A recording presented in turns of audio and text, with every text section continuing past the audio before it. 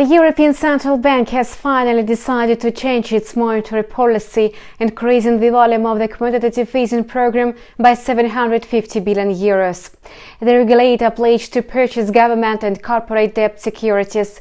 However, we will discuss it later in the European Sessions review. As for now, let's talk about the Asia-Pacific region, where a lot of interesting events took place. Panic mood still dominates the market. Investors are seeking shelter in risk-off assets. The USDX dollar index is prospering against such a background. It surged below 100 points, setting a steady upward movement.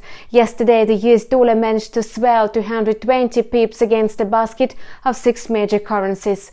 Many experts assume that the greenback will keep its bull run, as market fears are unlikely to diffuse in the near future. The stock markets are also gripped by panic. The dollar-yen pair has also extended gains as the yen remains resilient to market havoc thanks to its safe haven status.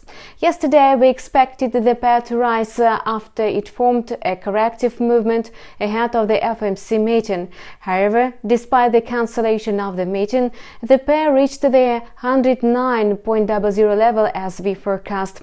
If the pair consolidates above 109.10, the US dollar may rally to 111.95. It's recommended to open short positions when the price goes below 107.90, with a possible decline to 107.10. There are two expectations for the growth of the dollar-yen pair. In the first case, the pair advanced after the release of Japan's inflation data. The annual growth of consumer prices was slower than expected. Inflation fell to 0.4% from 0.7%. Judging by the data, the Bank of Japan's stimulus measures, namely the negative interest rate and quantitative easing program, did not work.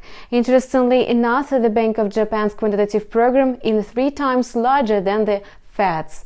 In the second case, the pair's growth was caused by the central bank's intervention in the market, as the trading volumes were extremely high. For what it is worth, the central bank's influence on the yen will soon wane away, and the Japanese currency will strengthen again. After yesterday's announcement of the launch of the asset purchase program, the Reserve Bank has made an emergency rate cut. This decision did not come as a surprise for speculators. We also mentioned the possibility of such a move in yesterday's video calendar for March 1920. During yesterday's trading session, the Australian dollar's trajectory was quite predictable. The Aussie gave into the US dollar, falling below the 0.5850 level and then even deeper to the 0.5800 level.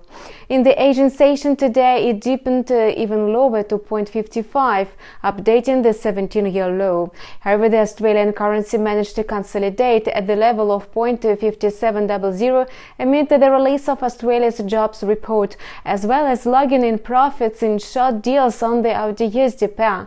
What's next? Technical analysis experts suppose that the Australian dollar will go down when it breaks the support level at 0.5510, tumbling to 0.5395. That's all for now. We wish you profitable deals. See you on our channel with a new video in a couple of hours.